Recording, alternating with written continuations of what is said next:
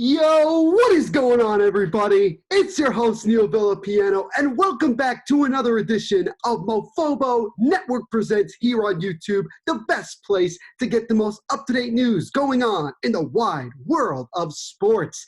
As always, thank you guys so very much for taking some time out of your day to check this video out. If you like this video, make sure to leave a like and a comment. Also, hit the subscribe button as well as the notification bell so you don't miss any new videos that we post here on YouTube every single Wednesday. We always have exciting topics to discuss here, and today is certainly no exception, as today we are going to do a video discussing the latest updates that we have to when the new NHL season, the National Hockey League season, is actually going to start. So we have a bunch to get to. So without further ado, as I always say, let's kick some Mofobo. So we'll start, obviously, with the first bit of news that, look, we still really don't have a definitive date for when the NHL season actually starts. The tentative date is still January 1st. You're checking out this video, and I recorded this video on December 2nd, 2020. So we're about a little less than a month away from when the NHL season should start. And again, the NHL, they've constantly said that they've wanted to start January 1st. They haven't changed that date. They haven't made any announcements about they're changing the schedule. And they're really trying to stick with it as much as they can. Now, the first complication is that training camps are supposed to start about a month before the season actually begins. And for the 7 teams who didn't make the 2014 playoff bubble that went back in July, August timeframe, they are supposed to get about a week or 2 more of training camp than the other teams because they didn't play, they haven't played basically since March. So that's still to be decided. Now, I have seen some teams already recall some players that they had on loan playing overseas. So that might mean that maybe we're starting to finally get somewhere. We do know that the NHL and the NHL Players Association have not spoken in about a week. Yesterday, I was believed the first time in about a week and change that the two sides actually started talking once again. Now, here's a quote from Boston Bruins general manager Don Sweeney. He said, "The landscape is there's a lot of unknowns associated with where we're going in the immediate future. Hopefully things with all the positive news associated with vaccines and a hopeful climate that could potentially exist that we get back on track." But we have some ground to cover basically. So let's talk about this first. Number one, for those of you that don't know, there is a vaccine or a few vaccines that are slowly but surely have begun to be distributed throughout the United States and other parts of the world, which is obviously a positive thing. And we're very much excited to see, if they actually really work. We know that most of them are in the 90+%, working. So it's pretty much effective. But there's still, some unknowns that we're going to have to try to figure out. So the NHL is watching this and seeing how the vaccine works and seeing what they could do with that. Because I think at the end of the day, the NHL at some point this season would like to actually have fans come back and kind of have what we would consider to be a normal NHL season. And we just don't really have that right now. So the NHL is trying desperately to figure out what type of format could they use that could work for this season. We already know that an 82-game season is not going to happen. That's just clear as possibly can be. Right now, we're in the area of about 60 games at the moment, or possibly, I think as low as they said they wanted to go was about 48 to 42. So obviously, there is a very good possibility that we are going to have a very, very short NHL season. Another pressure-packed thing that we have to take into consideration is that the NHL's TV contract with NBC runs out at the end of the season. And because of the fact that supposedly what was supposed to be the 2020 Summer Olympics is now the 2021 Summer Olympics, because that's going to be starting in June, the NHL would like to finish the season and award the Stanley Cup before the Olympics actually start. And then the NHL can start to figure out what type of new contract they want to create and who they want to create it with. So there's that pressure as well. Another thing that came up that is supposed to happen is realignment for at least 1 year when it comes to who the teams play. So it's pretty much all guaranteed that there will be an all-Canadian division because of the fact that the Canadian government has said that there's no traveling across the border until they said at the earliest would be early January. The NHL just decided that they are most likely going to just have all the Canadian teams play against one another so that there's no traveling across the border.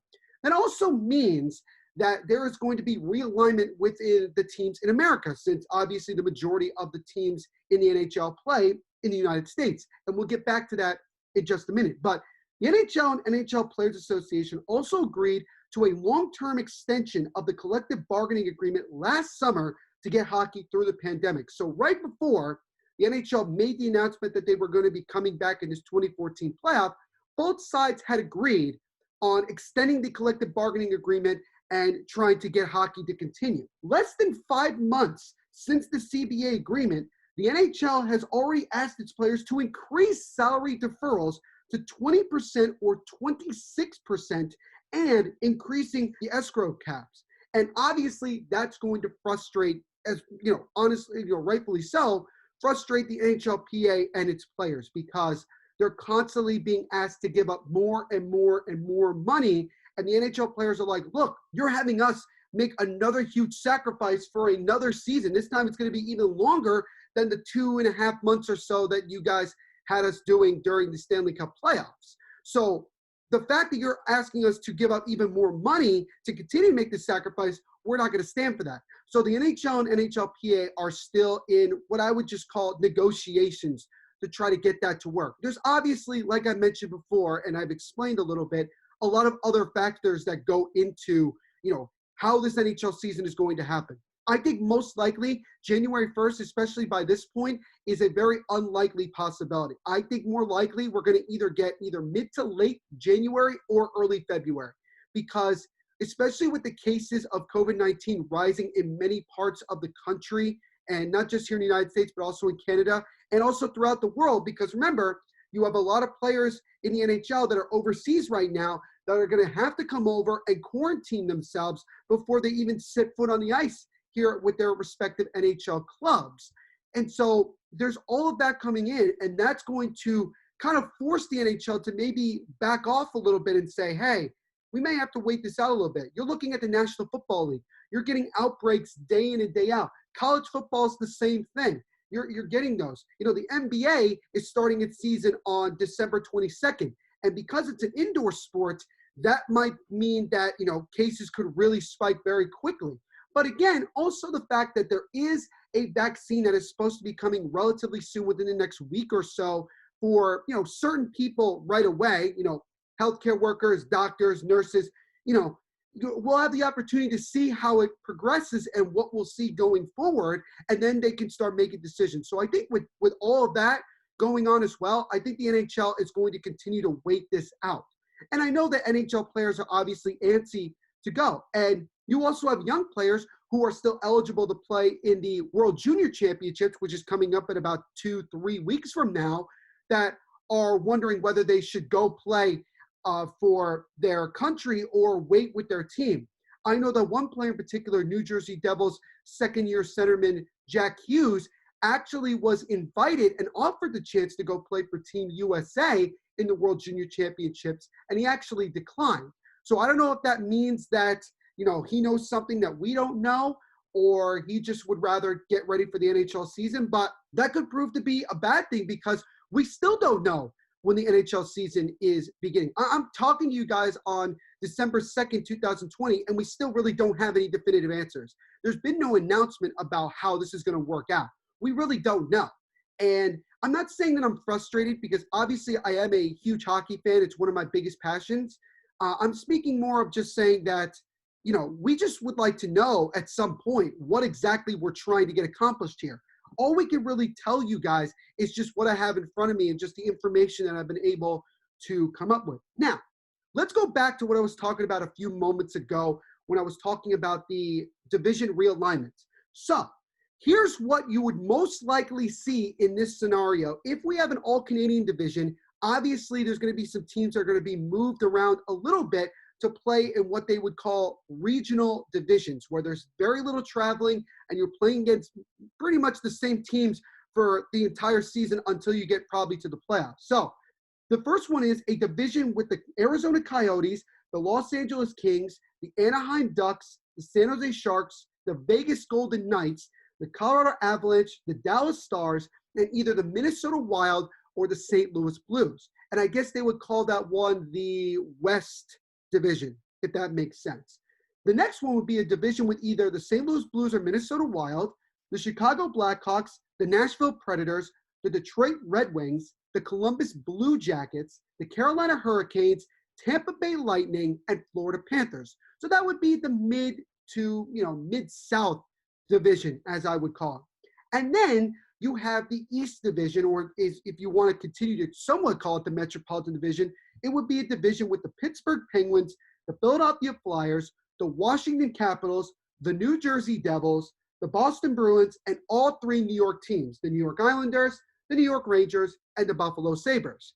Now, honestly, those divisions seem pretty fair to me when it comes to the regionality of it all. Obviously, from a competition level, I think it's safe to say that probably that East Division, that far East Division, is going to be the most competitive because you look at all of those teams, all but two of them, the New Jersey Devils and Buffalo Sabres, made the Stanley Cup playoffs, the 2014 playoff this past summer. So obviously, you can see that this makes sense. Again, nothing is guaranteed. There has been no announcement about a Canadian division or anything else like that.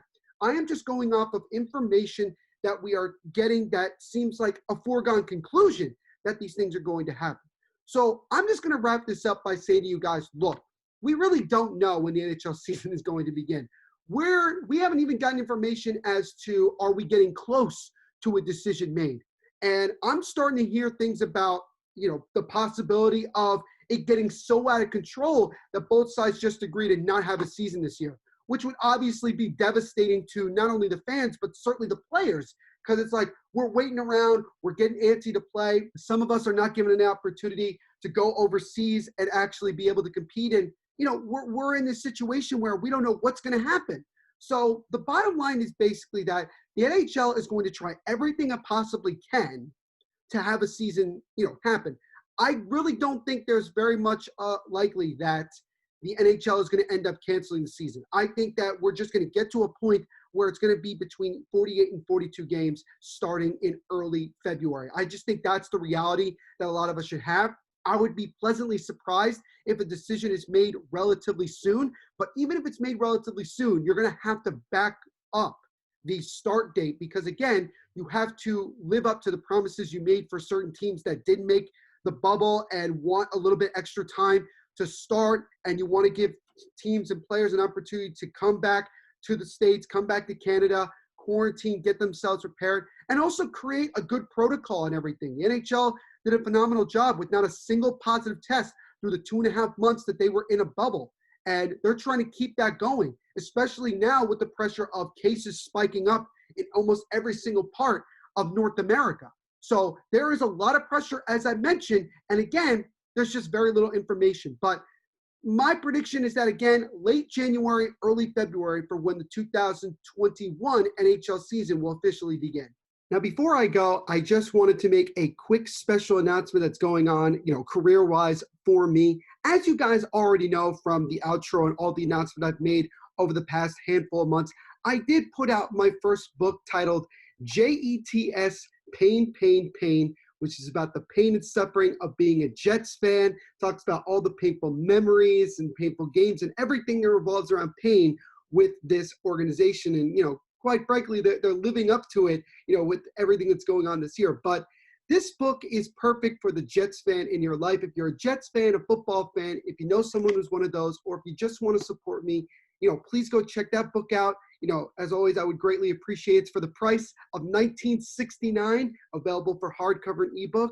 If you're a Jets fan, you probably guessed why I chose that price. But that's not the announcement that I want to make. I want to make a very special announcement to say that I am super excited to announce that I have published my second book. Yes, that's right. I have published my second book, and here it is, Meet the Mets Mess. The Regrets of New York Town. That is correct. This book is about the regrets of being a New York Mets fan. So a little bit similar to the Jets book, but this one, instead of pain, it just talks about regrets, all of the moves that, the Mets have made, from trading away Tom Seaver, letting guys like Nolan Ryan go, his relationship with Jose Reyes, Carlos Beltran, even David Wright, all of those games that, could have gone the other way in favor of the Mets and everything like that. So again, it's another book that I've written. I'm super excited to share it. It's available right now, like the Jets book, on Amazon and eventually on Barnes & Noble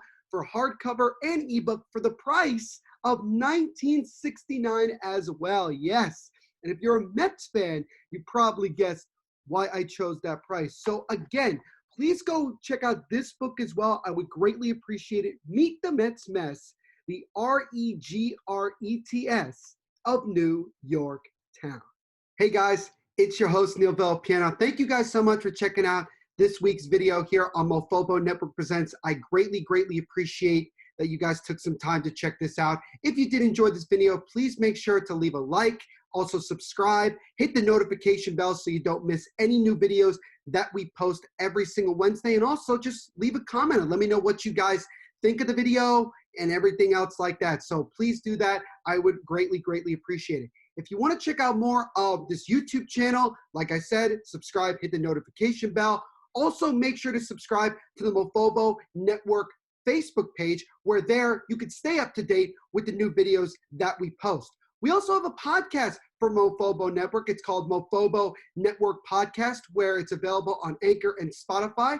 Just like here on Mofobo Network Presents, we post new episodes of the podcast every Tuesday and Thursday, talking about the most up-to-date topics and content in the wide world of sports. So please go like and subscribe to that as well. You can stay up to date with the podcast, just like Mofobo Network Presents as well, on the Mofobo Network Facebook page. You can follow me on my personal Twitter at THENVPSHOW, and also on my personal Instagram at NVPQB11. If you want to continue to check out great content that I put out, you can check me out as the host of the Devils State of Mind podcast, which is the New Jersey Devils hockey team-based podcast on the Hockey Podcast Network. On this podcast, in which we post new episodes every single Monday, I talk about all the news and notes and all exciting things happening with the New Jersey Devils, as well as hockey news in general. We have great guests that come on with some just great stories and so much fun. So please go check that out as well. It's available wherever you listen to podcasts. So SoundCloud, Spotify, Google Podcasts, iTunes, wherever. Just search Hockey Podcast Network or Devil's State of Mind and you'll find it. Please also go check out hockeypodcastnetwork.org, where there you can see all the team-based podcasts and just other great hockey podcasts that we have on this network. So if you're a hockey fan, or if you're not, or if you just want to learn more about the sport, please go check it out, hockeypodcastnetwork.org. We have a Twitter for the Devil's State of Mind podcast at Devil's State.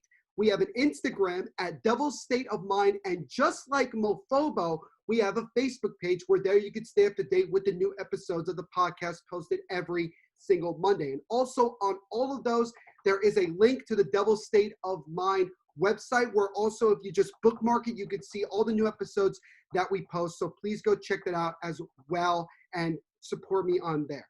And last but certainly not least, go check out my book right now on Amazon.com as well as Barnes & Noble. It's titled JETS Pain, Pain, Pain. It's about the pain and suffering of being a Jets fan for the Jets fan. And so, I mean, obviously you look at the fact that the Jets off to an 0-3 start, not really that great.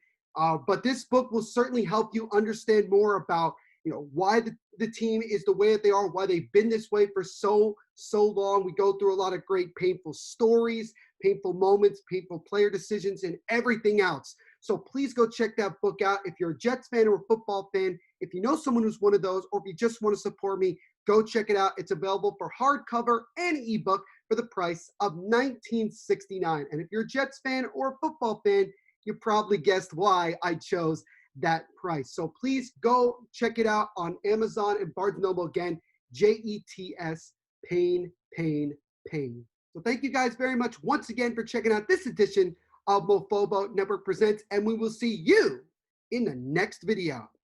And as I always say at the end of every single video, no matter what's going on in the world, no matter what hardships you might be dealing with, just remember when you wake up in the morning to think positively, have a smile on your face, and kick some Mofobo. So thank you guys very much, and God bless.